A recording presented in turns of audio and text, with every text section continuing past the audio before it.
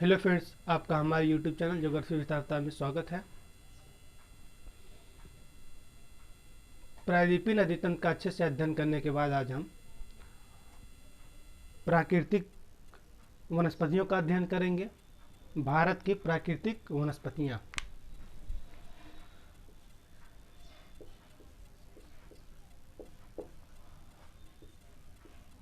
प्राकृतिक वनस्पतियाँ। अगर आप चैनल पर नए हो तो चैनल को सब्सक्राइब कर लीजिए और अपने दोस्तों में ये वीडियो ज़रूर शेयर कीजिए। हर वीडियो में हम एक क्वेश्चन पूछते हैं, जवाब कमेंट बॉक्स में ज़रूर बताइए। तो सबसे पहले जान लेते हैं कि वनस्पतियाँ होती क्या है और प्राकृतिक वनस्पति क्या होती है। पौधों के समूह को वनस्पति कहते हैं। पौधों के समूह को वनस्पति कहते हैं और जो पौधे जंगली अवस्था में बढ़ते हैं उनमें मानव का कोई हस्तक्षेप नहीं होता। पर्यावरण के अनुकूल वो अपने आप को ढाल लेते हैं और बढ़ जाते हैं, तो उसे हम प्राकृतिक वनस्पतियां कहते हैं। उन्हें हम प्राकृतिक वनस्पतियां कहते हैं। भौगोलिक तत्व मानसून,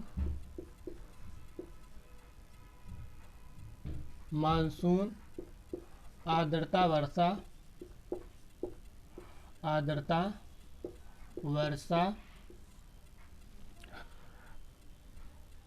वर्षा के आधार पर मानसून, आर्द्रता, वर्षा के आधार पर भारत की प्राकृतिक वनस्पतियों को कई भागों में बांटा जाता है। तो उसे हम देखते हैं। मानसून, आर्द्रता, वर्षा के आधार पर भारत की वनस्पतियों को कई भागों में बांटा जाता है। तो सबसे पहला जो है वो है उष्णकटिबंधीय सदाबहार वन। उष्णकटिबंधीय सदाबहार वन।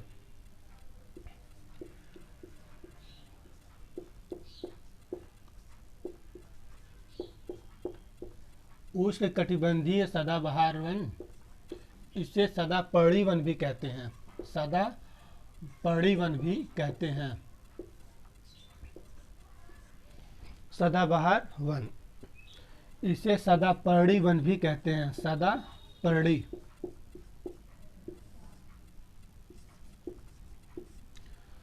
जहाँ पर 250 सेंटीमीटर से अधिक वर्षा और 70% से अधिक आर्द्रता यानी नमी। जहाँ पर 250 सेंटीमीटर से अधिक वर्षा और 70% से अधिक नमी पाई जाती है, वहाँ पर सदाबहार वन पाए जाते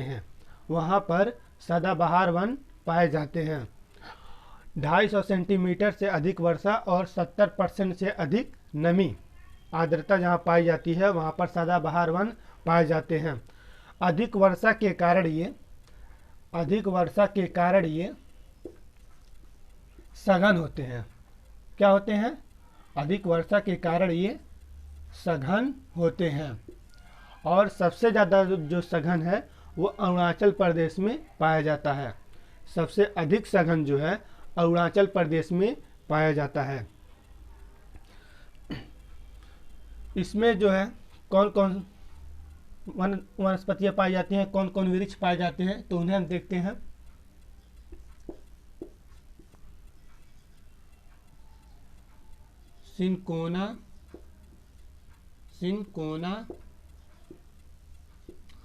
सिनकोना के बाद आता है रबड़, उसके बाद आएगा नारियल, बांस। सिनकोना, रबड़, नारियल, बांस सदाबहार वन के मुख्य वृक्ष हैं। अब देखते हैं कि ये कौन कौन से राज्य में पाए जाते हैं।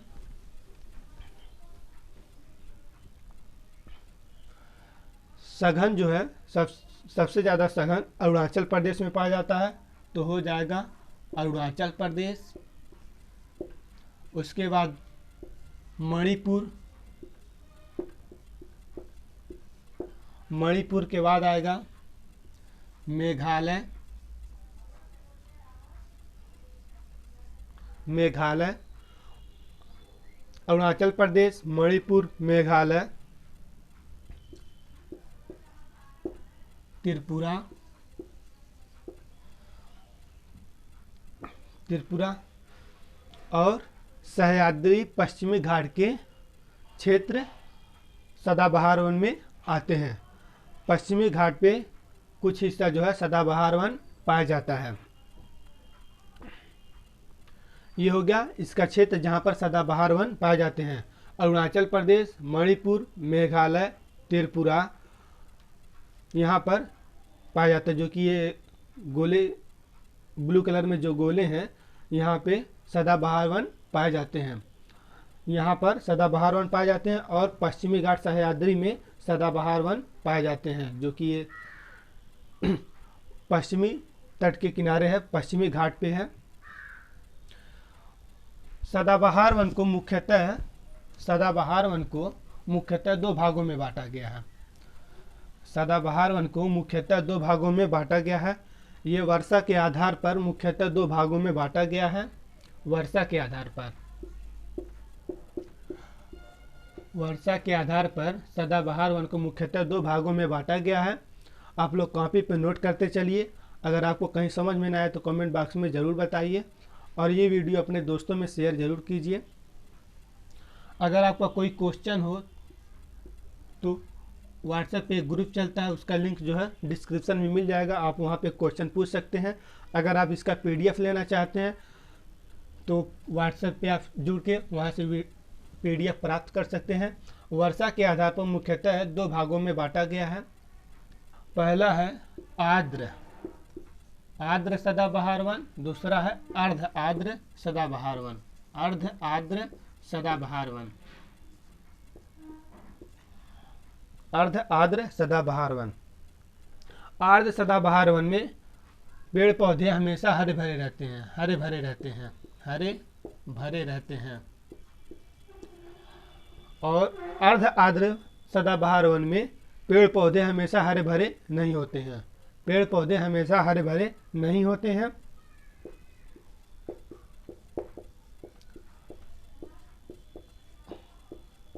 पेड़ पौधे हमेशा हरे भरे नहीं होते हैं। आप लोग कॉपी पे नोट करते चलिए। जो कि सदाबहार वन का क्षेत्र है, ब्लू कलर के गोले से टिक लगा हुआ है। आप लोग सह्याद्री का है, पश्चिमी घाट का क्षेत्र है। और मणिपुर, अरुणाचल प्रदेश, त्रिपुरा, मेघालय का क्षेत्र है। ये हो गया सदाबहार वन। आप लोग कॉपी पे नोट करते चलिए। उसके बाद हम देखेंगे उष्णकटिबंधीय पर्णपाती वन। उष्णकटिबंधीय पर्णपाती वन या पतझड़ वन। पर्णपाती वन या पतझड़ वन।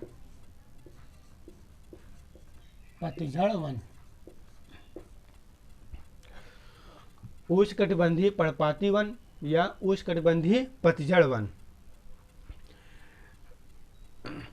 इसका जो क्षेत्र है वो है यूपी, मध्य प्रदेश,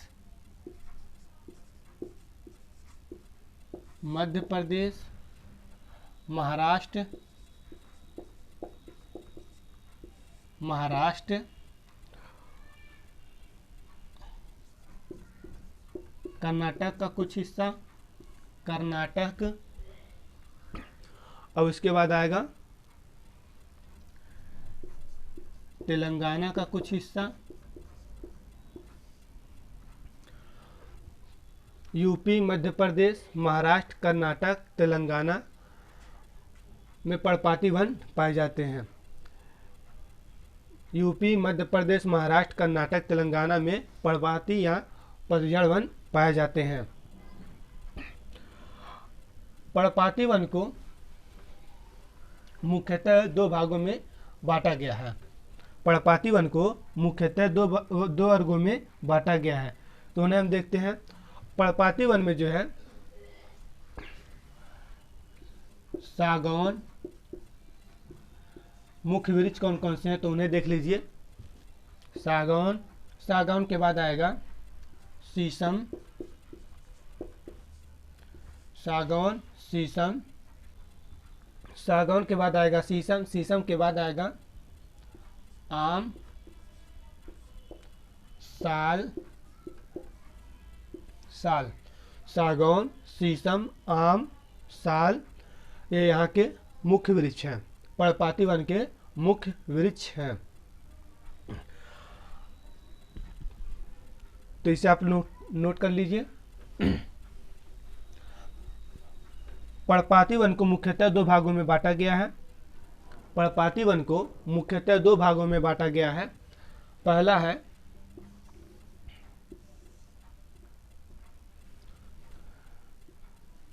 आर्द्र पर्णपाती वन या दूसरा है शुष्क पर्णपाती वन। शुष्क पर्णपाती वन, आर्द्र पतझड़ वन या पर्णपाती वन, शुष्क पतझड़ या पर्णपाती वन।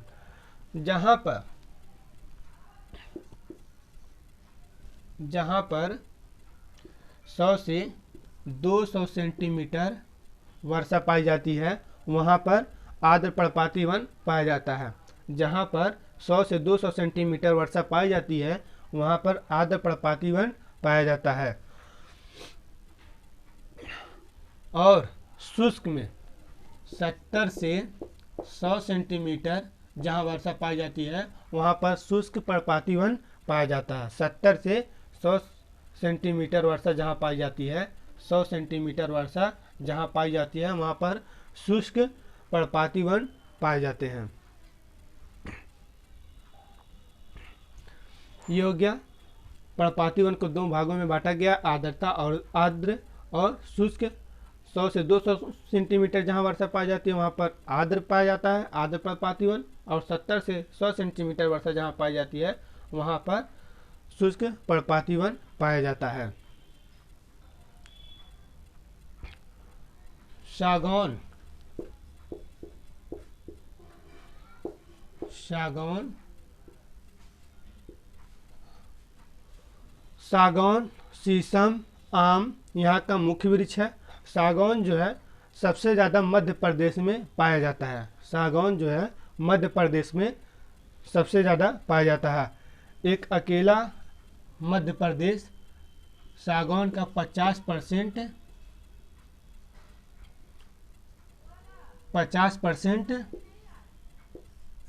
वनस्पति जो है सागौन की मध्य प्रदेश में पाई जाती है।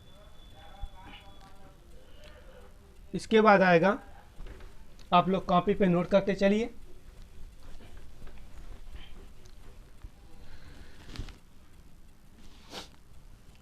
इसके बाद है मरुस्थली वन। मरुस्थली वन का जो विस्तार है, मरुस्थली वन जहाँ पर 50 सेंटीमीटर से भी कम वर्षा होती है, जहाँ पर 50 सेंटीमीटर से भी कम वर्षा होती है वहाँ पर मरुस्थली वन पाए जाते हैं। वहाँ पर मरुस्थली वन पाए जाते हैं। 50 सेंटीमीटर से भी कम वर्षा जहाँ पाए जाते हैं वहाँ पर वार्षिक वर्षा, वहाँ पर मरुस्थली वन पाया जाता है। मरुस्थली वन का जो विस्तार है, राजस्थान, राजस्थान के बाद है दक्षिण पश्चिम पंजाब, दक्षिण पश्चिम पंजाब, दक्षिण पश्चिम हरियाणा, दक्षिण पश्चिम हरियाणा, दक्षिण पश्चिम हरियाणा, और साथ ही लिखते चलिए आप लोग, साथ ही कर्नाटक कर्नाटक कर्नाटक के बाद आएगा तेलंगाना, तेलंगाना, और साथ ही कर्नाटक तेलंगाना में अर्धचंद्राकार पेटीनुमा मरुस्थलीय वन पाए जाते हैं, जो कि राजस्थान में हो गया, दक्षिण पश्चिम हरियाणा, दक्षिण पश्चिम पंजाब, और उसके साथ ही कर्नाटक तेलंगाना में अर्धचंद्राकार पेटीनुमा मरुस्थलीय वन पाया जाता है। इनमें जो वृक्ष पाए जाते हैं वो कांटेदार होते हैं, कांटेदार वृक्ष पाए जाते हैं। तो उन वृक्षों को देखते हैं कौन कौन से वृक्ष पाए जाते हैं। पहला है बबूल, बबूल, बबूल के बाद है खेजड़ी, खेजड़ी, नागफनी, नागफनी यहाँ के मुख्य वृक्ष हैं। बबूल है, खेजड़ी है, नागफनी है, यहाँ के मुख्य वृक्ष हैं। खेजड़ी, खेजड़ी, खेजड़ी जो है मरुस्थल का राजा होता है। खेजड़ी जो है मरुस्थल का राजा कहा जाता है। खेजड़ी को मरुस्थल का राजा कहा जाता है। यह हो गया मरुस्थलीय वन। अब इसके बाद जो है वो है डेल्टाई वन। डेल्टाई वन को देखिए आप लोग। डेल्टाई वन, डेल्टाई वन को दलदली वन भी कहते हैं, दलदली वन, और मैंग्रोव वन भी कहते हैं, मैंग्रोव वन भी कहते हैं, मैंग्रोव वन भी कहते हैं। डेल्टाई वन को दलदली वन और मैंग्रोव वन भी कहते हैं। गंगा, ये कहाँ पाया जाता है तो उसे देख लीजिए। गंगा, ब्रह्मपुत्र, ब्रह्मपुत्र, गंगा, ब्रह्मपुत्र, गोदावरी, गोदावरी, कृष्णा, गोदावरी, कृष्णा के डेल्टाई क्षेत्रों में डेल्टाई वन पाए जाते हैं। डेल्टाई क्षेत्रों में डेल्टाई वन पाए जाते हैं। जो मैप में रेड कलर के देख रहे हैं आप लोग, ये है डेल्टाई वन। गोदावरी नदी का, गोदावरी और कृष्णा जहाँ पे गिरती है तो डेल्टा का निर्माण होता है, वहाँ पे डेल्टाई वन पाए जाते हैं, डेल्टाई वन पाए जाते हैं। इनमें कौन कौन से वृक्ष पाए जाते हैं, कौन कौन से मुख्य वृक्ष हैं तो मैंग्रोव, मैंग्रोव, मैंग्रोव, सुंदरी, सुंदरी, उसके बाद है बेंदी, बेंदी, मैंग्रोव, सुंदरी, बेंदी यहाँ के मुख्य वृक्ष हैं, यहाँ के मुख्य वृक्ष हैं। मैंग्रोव वन का जो है जड़ यू आकार का होता है, ऐसे ऐसे मान लीजिए ये मैंग्रोव वन है, इसका जड़ जो है यू आकार का होता है। ये जो है खारे जल में उगते हैं, इसीलिए ये डेल्टाई क्षेत्र में पाए जाते हैं मैंग्रोव वन। सुंदरी नामक, सुंदरी नामक, सुंदरी नामक वृक्ष की बहुलता के कारण सुंदरवन डेल्टा कहा जाता है। यहाँ पे जो गंगा ब्रह्मपुत्र का डेल्टा बनता है उसे हम सुंदरवन, जो कि विश्व का सबसे बड़ा नदी द्वारा निर्मित डेल्टा है, तो उसे हम सुंदरवन डेल्टा कहते हैं। सुंदरी नामक वृक्ष की बहुलता के कारण सुंदरवन डेल्टा नाम पड़ा। ये हो गया डेल्टाई वन। डेल्टाई वन समाप्त हो गया। अब जो है वो है पर्वतीय वन। पर्वतीय वन, पर्वतीय वन को देख लीजिए। पर्वतीय वन का, पर्वतीय वन, पर्वतीय वन कहाँ पाए जाते हैं तो हिमालयी क्षेत्र में, हिमालयी क्षेत्र में हिमालयी क्षेत्र में पर्वतीय वन का विस्तार है, जो कि पर्वतीय वन ये है जम्मू कश्मीर और उत्तराखंड, आगे बढ़ते हुए सिक्किम और यहाँ पे पड़ता है। ये सब पर्वत है, यहाँ पर पर्वतीय वन पाए जाते हैं। 1000 से, तो देख लीजिए कौन कौन से इस पे पेड़ पाए जाते हैं। 1000 से 2000 मीटर की ऊंचाई पर शीतोष्ण प्रकार के वन पाए जाते हैं। शीतोष्ण प्रकार के वन पाए जाते हैं। शीतोष्ण प्रकार के वन पाए जाते हैं। और 2000 से लेके 3000 की ऊंचाई पर मीटर रहेगा। 2000 से 3000 मीटर की ऊंचाई पर कोड़धारी किस्म के वन पाए जाते हैं। कोड़धारी किस्म के वन पाए जाते हैं। और 3000 से लेके 4000 मीटर की ऊंचाई पर अल्पाइन प्रकार के वन पाए जाते हैं। अल्पाइन प्रकार के वन पाए जाते हैं। 1000 से 2000 मीटर की ऊंचाई पर शीतोष्ण प्रकार का वन पाया जाता है। 2000 से 3000 मीटर की ऊंचाई पर कोड़धारी वन पाया जाता है। और 3000 से लेकर 4000 मीटर की ऊंचाई पर अल्पाइन वन पाया जाता है। और 6000 मीटर की ऊंचाई पर कोई वन नहीं पाया जाता है। यहाँ पर सिर्फ बर्फ ही बर्फ पाया जाता है। ये हो गया पर्वतीय वन। तो सबसे पहले हमने सदाबहार वन को देखा, जो कि उसका क्षेत्र है अरुणाचल प्रदेश, मणिपुर, मेघालय, त्रिपुरा, असम में सदाबहार वन पाए जाते हैं। और पश्चिमी घाट पर सह्याद्री में जो है सदाबहार वन पाए जाते हैं।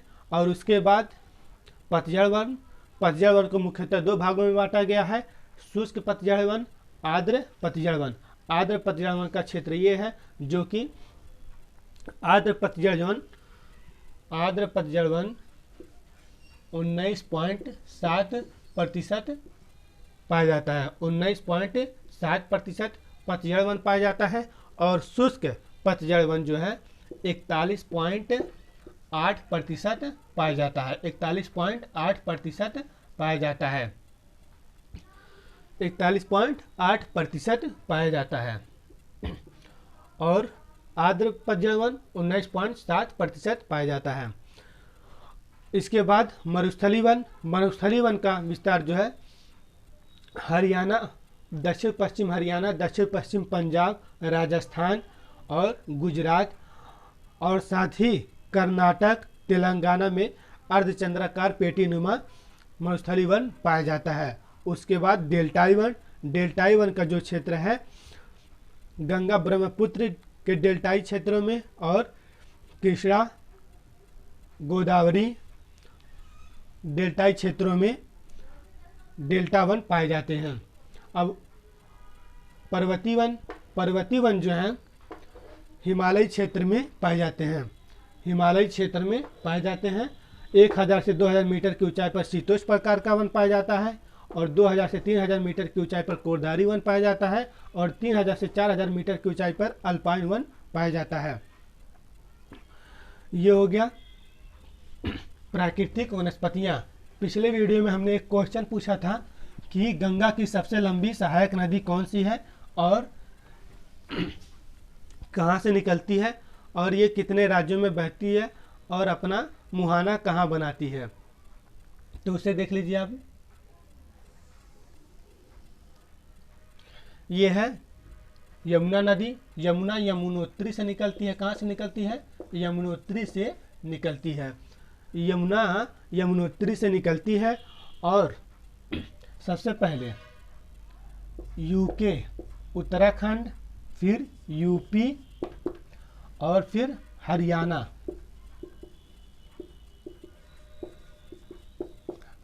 में बहती है। और फिर ये पाकिस्तान में चली जाती है। पाकिस्तान में बहने के बाद ये अरब सागर में गिर जाती है। ये 3 राज्यों में बहती है, उत्तराखंड, यूपी, हरियाणा के बाद फिर ये पाकिस्तान में चली जाती है। पाकिस्तान में ये अरब सागर में फिर गिर जाती है। जो कि यमुनोत्री से निकलती है। ये हो गया आज का आंसर जो कि पिछले वीडियो में हमने पूछा था। और जो आज का क्वेश्चन है वो है कि प्रायद्वीपीय नदी तंत्र में दक्षिण भारत की सबसे लंबी नदी कौन सी है? दक्षिण भारत की सबसे लंबी नदी कौन सी है? दक्षिण भारत की सबसे लंबी नदी कौन सी है और ये कहाँ से निकलती है और अपना मुहाना कहाँ बनाती है? कहाँ से निकलती है, इसका उद्गम कहाँ पर है और इसका मुहाना कहाँ पर है, आपको बताना है। कमेंट बॉक्स में ज़रूर बताइए। अगर ये वीडियो आपको अच्छा लगे तो अपने दोस्तों में शेयर ज़रूर कीजिए, लाइक ज़रूर कर दो यार, इतनी मेहनत से पढ़ाए हैं। और ये वीडियो आपको कैसा लगा अपने दोस्तों में ज़रूर बताइए और कमेंट बॉक्स में हमको भी बताइए। तो अब चलते हैं, धन्यवाद, शुक्रिया।